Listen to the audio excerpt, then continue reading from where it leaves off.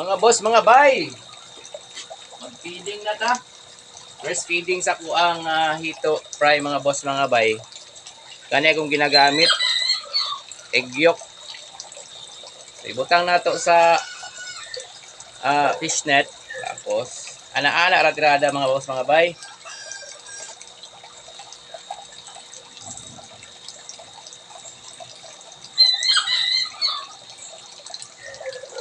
Para pino na siya mga boss, mga bay. Pag serve na to, makaon na nila dayon.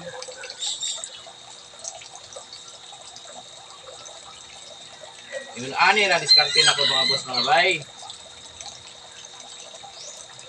Para lagsik ang ato ang hito, African hito fry.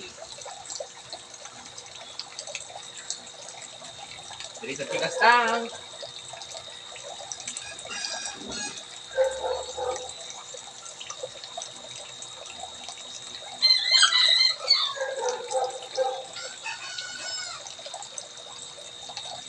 Kana lang mga boss, mga bay.